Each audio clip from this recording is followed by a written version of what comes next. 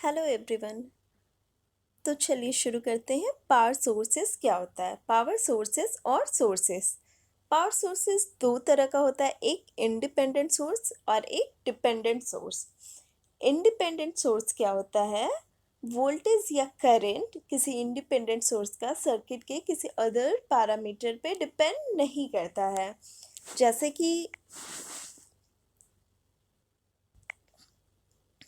एक बैटरी ले लेते हैं, ये 5 वोल्ट का है। तो ये 5 वोल्ट सर्किट के किसी भी अदर पैरामीटर पे डिपेंड नहीं कर रहा है, इसकी वैल्यू कांस्टेंट है। और कोई करंट सोर्स ले लेते हैं, दैट इज 6 एम्पियर, तो इसकी वैल्यू कांस्टेंट है, सर्किट के किसी भी अदर पैरामीटर पे डिपेंड नहीं कर रहा है, that is independent source. And dependent source क्या होता है? डिपेंडेंट सोर्स ऑलवेज सर्किट के अदर पैरामीटर पे डिपेंड करता है, उसकी करंट या वोल्टेज की वैल्यू। दैट इज, अगर ट्रांजिस्टर एज एन एग्जांपल लेते हैं, तो ट्रांजिस्टर का आउटपुट वोल्टेज या आउटपुट करंट ऑलवेज डिपेंड करता है इनपुट करंट या इनपुट वोल्टेज पे। Output parameter of dependent sources depends upon input parameter always. Output parameter always depend करता है upon input parameter. Okay, now independent sources दो तरह का होता है, voltage source and current source. Voltage source भी दो तरह का हुआ, practical sources and ideal sources. Similarly current source भी दो तरह का हुआ, practical sources and ideal sources. तो एक प्रैक्टिकल वोल्टेज सोर्स ड्रॉ करते हैं, प्लस माइनस रेजिस्टेंस, ये आर हो गया, ये वी हो गया। तो प्रैक्टिकल वोल्टेज सोर्सेज में ऑलवेज एक इंटरनल रेजिस्टेंस होता है, this is internal resistance. And ideal voltage source में R इज इक्वल्स टू 0 हो जाता है, दैट इज कोई भी इंटरनल रेजिस्टेंस नहीं होगा आइडियल के केस में, जबकि प्रैक्टिकल के केस में ऑलवेज इंटरनल रेजिस्टेंस होता है। सिमिलरली एक प्रैक्टिकल करंट सोर्स बना लेते हैं,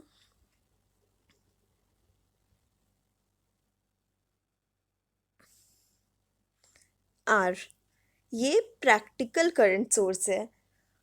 एंड प्रैक्टिकल करंट सोर्स में ऑलवेज एक इंटरनल रेजिस्टेंस होता है, जबकि आइडियल करंट सोर्स में रेजिस्टेंस की वैल्यू इनफाइनाइट हो जाती है। Now dependent source, based on the controlling quantity and control variable, there are 4 combinations available: voltage controlled voltage source, voltage controlled current source, current controlled voltage source, and current controlled current source. Sources can be controlled either by voltage or current. मतलब यहाँ controlling quantity भी V and I है, and controlled variable भी V and I है। जिसको control करना है वो भी वोल्टेज एंड करंट है, एंड जिसके द्वारा कंट्रोल करना वो भी वोल्टेज एंड करंट है, controlling quantity and controlled variable. Now independent voltage source. Independent voltage source क्या होता है? Doesn't depend on any of the circuit parameters. किसी भी सर्किट पैरामीटर पे इसकी वैल्यू डिपेंड नहीं करती, इसकी वैल्यू ऑलवेज कांस्टेंट होती है या टाइम के अकॉर्डिंग वैरी करती है। जैसे कि इसका रिप्रेजेंटेशन क्या है? एक सिंपल बैटरी का नोटिफिकेशन लाइक 5 वोल्ट ले लिए, ये इंडिपेंडेंट वोल्टेज सोर्स है, और प्लस माइनस ये रिप्रेजेंटेशन है इंडिपेंडेंट वोल्टेज सोर्स का। या VT is equals to 5UT लिए, तो इसमें voltage is dependent only on time, इसमें वोल्टेज सिर्फ टाइम पे डिपेंड कर रहा है, it does not depend on any other parameter of the circuit. Like एक सर्किट ड्रॉ करते हैं। ओके, R1 R2, R1 के क्रॉस का वोल्टेज VR1 एज्यूम करते हैं, R2 के क्रॉस का वोल्टेज VR2 एज्यूम करते हैं। यहाँ कोई रेजिस्टेंस है, एनीथिंग, R3। यहाँ इंडिपेंडेंट वोल्टेज सोर्स है 5 वोल्ट।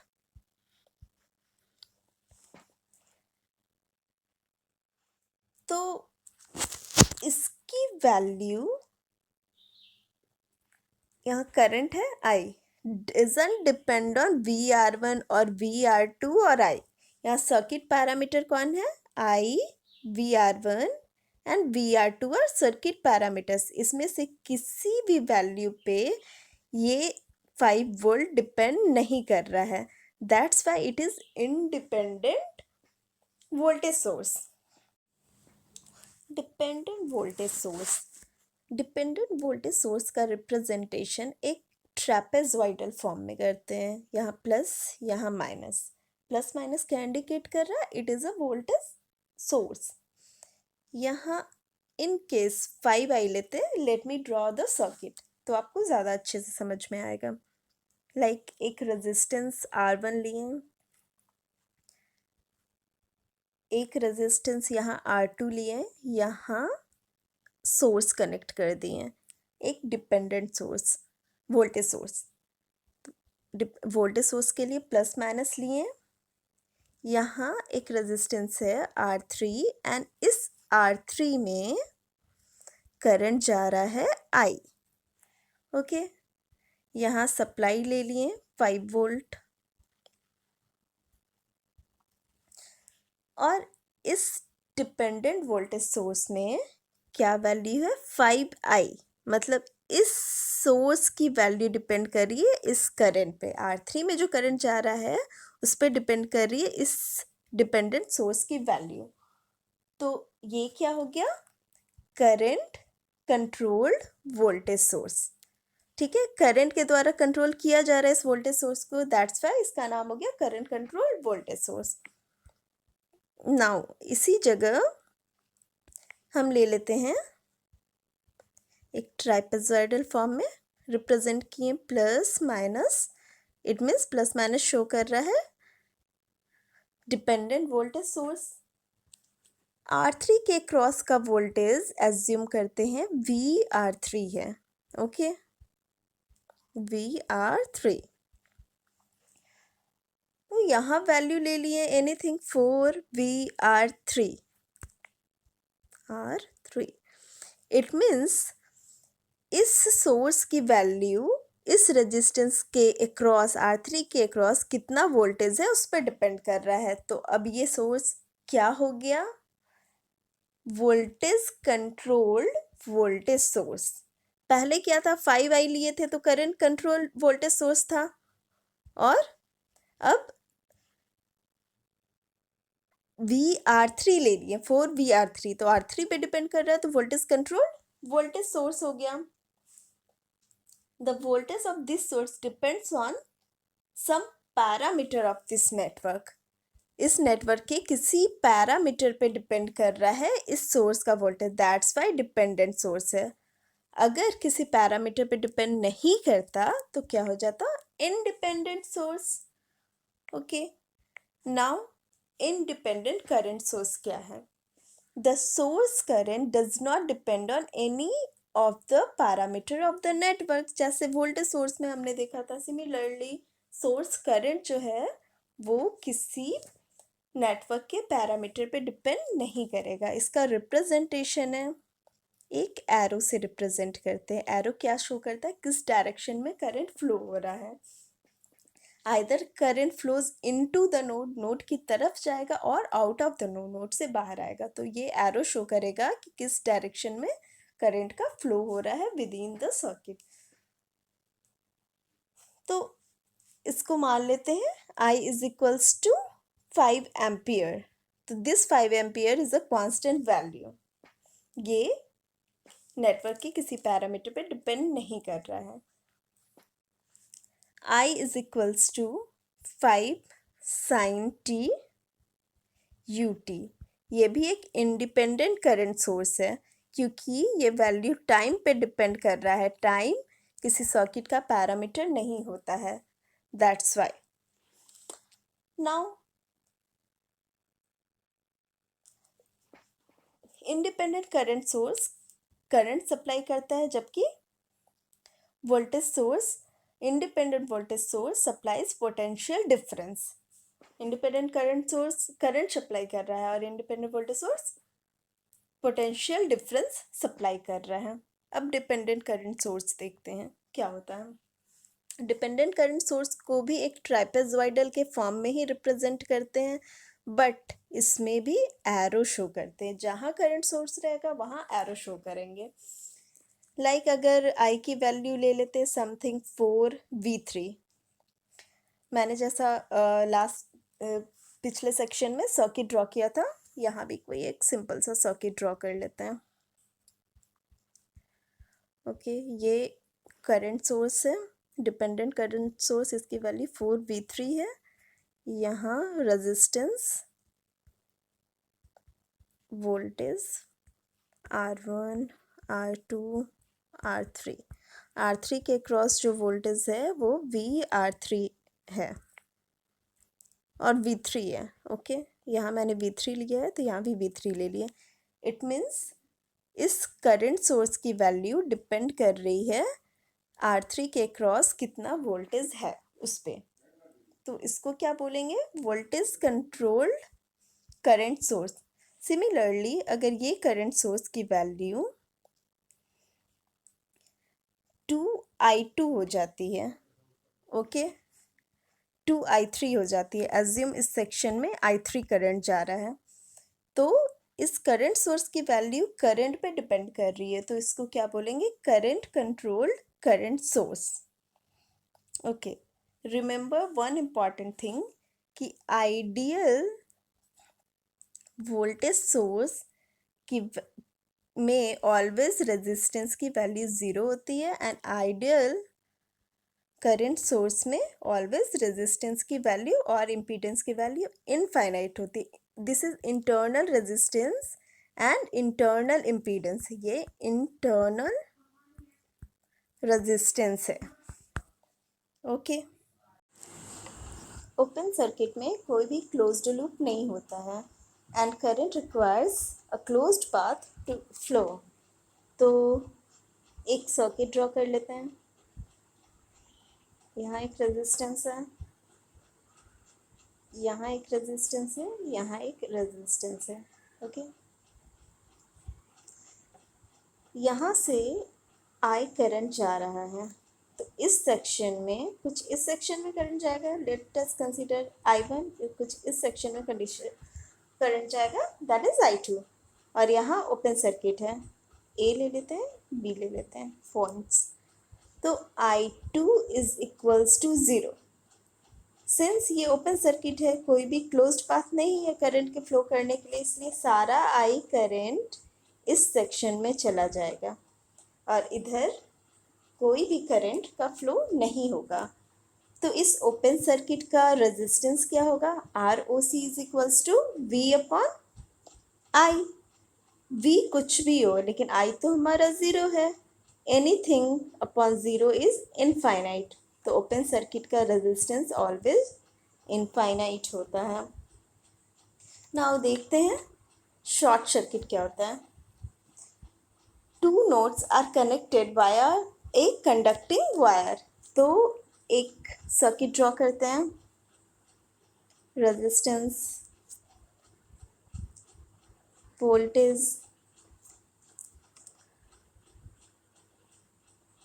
यहाँ इस सेक्शन को हम लोग शॉर्ट कर दिए हैं। ये पॉइंट ए है, ये पॉइंट बी है। यहाँ से करंट अगर आई जा रहा है तो पूरा का पूरा करंट आई यहाँ चला जाएगा और इस आई की वैल्यू क्या होगी? V upon R। Ohm's law के अकॉर्डिंग V अपॉन R हो जाएगी इसकी value. Since it is directly connected, there is no electrical component between them. इस point A and point B के बीच में सीधे एक वायर से कनेक्ट कर दिया गया था, कोई भी इलेक्ट्रिकल कंपोनेंट नहीं। इसका क्या मतलब है, इसमें कोई भी ब्रांच अवेलेबल नहीं है इस दो पॉइंट्स के बीच में। ब्रांच के बारे में आपको जानना है तो मेरा video lecture electrical circuits and network देख सकते हैं। It means there is no potential difference. V voltage at point A is equals to voltage at point B. Okay, तो RSC निकाल लेते हैं, शॉर्ट सर्किट के क्रॉस रेजिस्टेंस क्या होगा, V/I। तो वोल्टेज तो यहाँ हमारा ज़ीरो है, यहाँ voltage is equals to zero है इस सेक्शन में, तो zero upon anything is equals to zero. इसलिए RSC, R short circuit is always zero and R open circuit is always infinite. Now देखते हैं सोर्स ट्रांसफॉर्मेशन।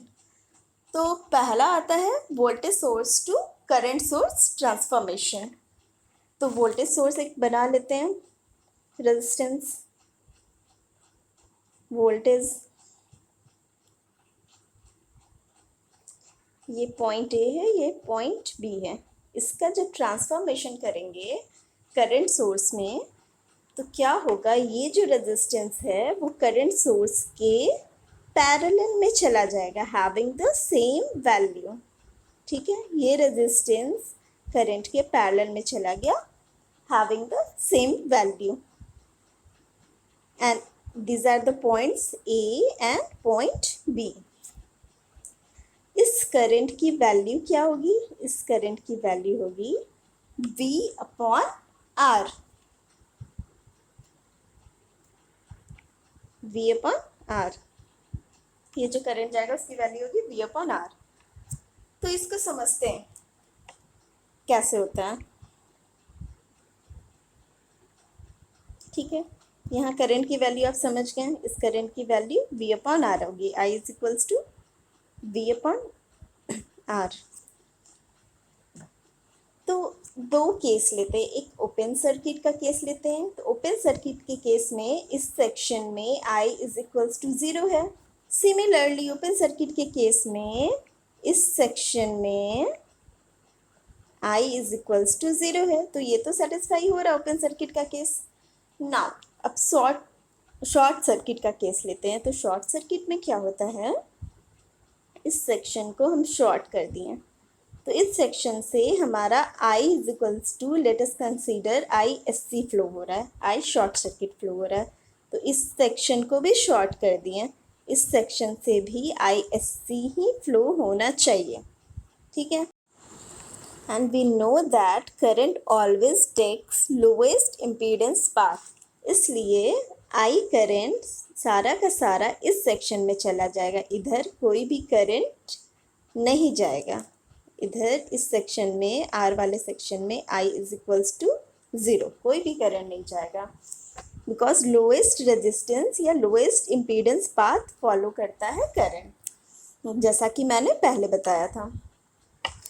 नाउ जब इधर सारा करंट आ गया तो ISC is equals to I हो गया, एंड I की वैल्यू क्या है, V/R, और यहाँ भी ISC की वैल्यू क्या है, V/R। तो शॉर्ट सर्किट का भी कंडीशन वेरीफाई हो गया। इट मीन्स ये सोर्स ट्रांसफॉर्मेशन हमारा सही है। नाउ अब देखते हैं current source to voltage source transformation. तो एक करंट सोर्स बना लेते हैं, ये करंट है, करंट के पैरेलल में रेजिस्टेंस है RI, ये एक सेक्शन है A एंड B। इसका सोर्स ट्रांसफॉर्मेशन वोल्टेज में वैसा ही होगा जैसा मैंने पहले बताया था। यहाँ वोल्टेज हो गया, यहाँ रेजिस्टेंस हो गया, ये दोनों रेजिस्टेंस सेम है। ये section point A and point B हो गया, और ये वोल्टेज जो हमारा है V is equals to IR होगा। Open circuit condition and short circuit condition जैसा मैंने voltage source to current source transformation में प्रूव किया था, उसी मैनर में हम current source to voltage source transformation में भी प्रूव कर सकते हैं. So this is our current source to voltage source transformation. Now अब देखते हैं डेल्टा टू स्टार ट्रांसफॉर्मेशन क्या होता है. डेल्टा कनेक्शन एक लूप में कनेक्शन होता है. Impedances are connected in a closed loop like one after another. जैसे ZA के बाद ZB कनेक्टेड है, ZB के बाद ZC कनेक्टेड है. एंड स्टार कनेक्शन में एक कॉमन नोड होता है. This node is the neutral point. इसे हम न्यूट्रल बोलते हैं. तो चलिए देखते हैं ट्रांसफॉर्मेशन कैसे होता है. तो हम इम्पीडेंस के केस में सबसे पहले कंसीडर कर रहे हैं. यहाँ ये डेल्टा कनेक्शन है एंड ये स्टार कनेक्शन है. तो हमें डेल्टा से स्टार बनाना है. तो एक बीच में कॉमन पॉइंट ले लिए हैं. मतलब इस पॉइंट को हमें कनेक्ट करना है आपस में. ये पॉइंट एंड ये पॉइंट को आपस में कनेक्ट करना है. इस सेक्शन में हमारा Z1 है, इस सेक्शन में Z2 है. देखिए यहाँ Z1 है, यहाँ Z2 है एंड यहाँ Z3. इस सेक्शन में Z3 है. तो फॉर्मूला क्या हो जाएगा. Z1 is equals to Z1 किस किस से कनेक्टेड है. यहाँ हमारा Z1 है, यहाँ पे Z1 है, तो ZA एंड ZC से कनेक्टेड है. तो ZA ZC अपॉन तीनों का sum ZA plus ZB plus ZC. वैसे ही Z2 फाइंड आउट कर लेते हैं. Z2 यहाँ लोकेटेड है, तो Z2 ZA एंड ZB के बीच में कनेक्टेड है. तो ZA ZB upon ZA plus ZB plus ZC तीनों का सम हो जाएगा. सिमिलरली Z3 निकाल लेते हैं. Z3 हमारे यहाँ कनेक्टेड है इस सेक्शन में. तो Z3 is equals to ZB and ZC का मल्टीप्लिकेशन ZB ZC अपॉन तीनों का sum ZA plus ZB plus ZC. इसी तरीके से ये हम इम्पीडेंस के केस में निकाले, रेजिस्टेंस के केस में निकाल लेते हैं. तो Z is proportional to R. तो R1 क्या हो जाएगा. जैसे यहाँ Z1 निकाले हैं वैसे ही मैं ड्रॉ नहीं कर रही हूँ, यहाँ से आप समझ लीजिए. इस जगह बस रेजिस्टेंस कनेक्टेड है. ZA ZB एंड ZC की जगह रेजिस्टेंस कनेक्टेड है. Z1 Z2 Z3 की जगह रेजिस्टेंस कनेक्टेड है. Similarly Z is proportional to R. तो R1 इज इक्वल्स टू क्या हो जाएगा. RA RC. यहाँ देखिए, यहाँ RA and RC upon RA plus RB plus RC. RA plus RB plus RC. वैसे ही R2 निकालते हैं. तो देखते हैं R2 कहाँ कनेक्टेड है. R2 में Z2 कहाँ कनेक्टेड है. ZA एंड ZB के बीच में. तो RA एंड RB का multiplication upon RA plus RB plus RC. Similarly R3 निकालते हैं. तो R3 कहाँ कनेक्टेड है. Z3 कहाँ कनेक्टेड है. ZB एंड ZC के बीच में. तो RB RC upon RA plus RB plus RC. उसी तरीके से इंडक्टेंस का केस देख लेते हैं. तो Z is directly proportional to L. उसी तरीके से L1 क्या हो जाएगा. L1 is equals to LA LC upon LA plus LB plus LC. LA LC upon LA plus LB plus LC. L2 क्या हो जाएगा. LA LB upon LA plus LB plus LC. L3 क्या हो जाएगा. LB LC upon LA plus LB plus LC. ये भी देख सकते हैं. अच्छा ओके, चलिए नेक्स्ट चलते हैं कैपेसिटेंस के केस में। तो कैपेसिटेंस के केस में क्या होता है, Z is inversely proportional to C। Okay, तो यहाँ Z1 की जगह क्या हो जाएगा 1/C1 एंड ZA की जगह क्या हो जाएगा 1/CA एंड ZB की जगह ZC की जगह क्या हो जाएगा 1/CC। तो लिखते हैं first condition 1/C1 is equals to 1/CA into 1/CC divided by 1/CA plus 1/CB plus 1/CC। इसको जब सॉल्व करेंगे तो हमें क्या मिलेगा 1/C1 is equals to CB upon CACB plus CB CC plus CCCA। इसको अगेन सॉल्व करेंगे तो क्या हो जाएगा C1 इज इक्वल टू ऊपर में आ जाएगा CACB plus CBCC plus CCCA upon CB। तो इसका ये फॉर्मूला हो गया, बट आप रेगुलर मैनर में ही सॉल्व करके निकालिए, हर चीज़ याद करने की ज़रूरत नहीं है ना।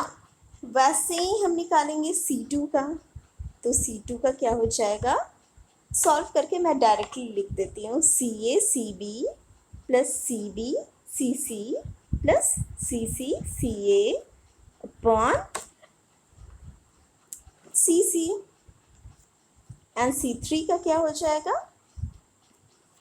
CACB plus CBCC plus CCCA upon CA।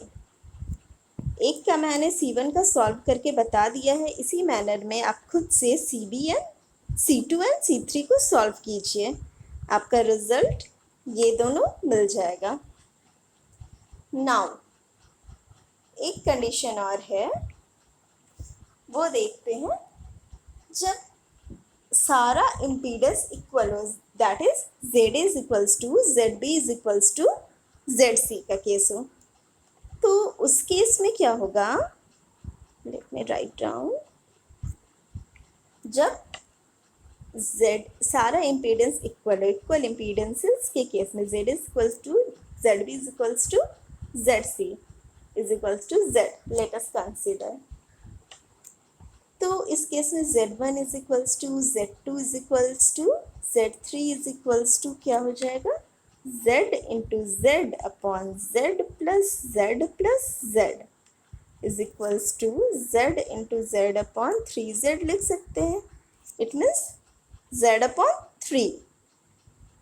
एक इम्पीडेंस की वैल्यू 1/3 ऑफ इंडिविजुअल इम्पीडेंस हो जाएगा in the case of delta to star conversion, means Z star is equals to Z delta upon 3।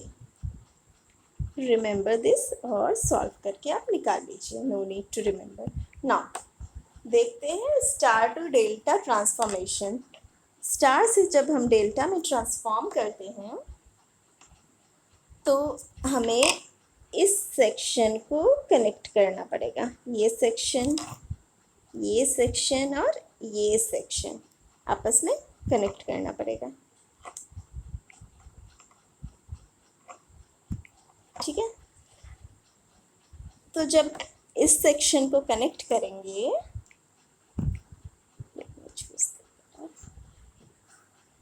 तो क्या होगा, यहाँ ZA है इस पोर्शन में, यहाँ ZA है, यहाँ ZB है, यहाँ ZC है। हमारा फॉर्मूला क्या हो जाएगा, ZA is equals to ZA यहाँ है, ZA is equals to Z1 Z2 Z2 Z3 Z3 Z1 divided by इस ZA के ऑपोजिट वाला सेक्शन, कौन सा सेक्शन है Z3, उसी तरीके से जेड बी की वैल्यू निकाल लेते हैं। Z B is equals to Z1 Z2 plus Z2 Z3 plus Z3 Z1 upon, देखते हैं ZB के ऑपोजिट में क्या है। ZB के ऑपोजिट में क्या है, Z1, तो यहाँ हो जाएगा Z1। Now ZC is equals to Z1 Z2 plus Z2 Z3 plus Z3 Z1 upon ZC के अपोजिट में क्या है, Z2, तो यहाँ हो जाएगा Z2। This is our formula for star to delta conversion transformation.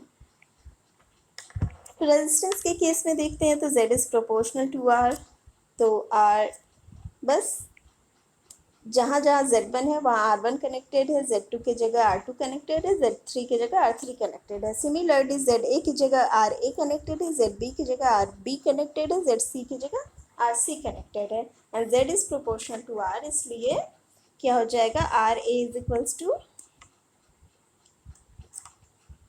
R1 R2 plus R2 R3 plus R3 R1 divided by क्या है अपोजिट में, Z3, तो यहाँ क्या हो जाएगा R3।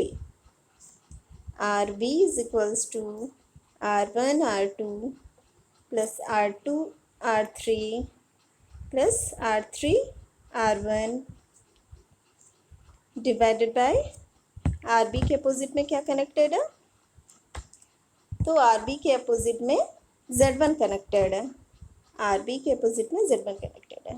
ओके, तो यहाँ R1 हो जाएगा। Similarly RC is equals to R1 R2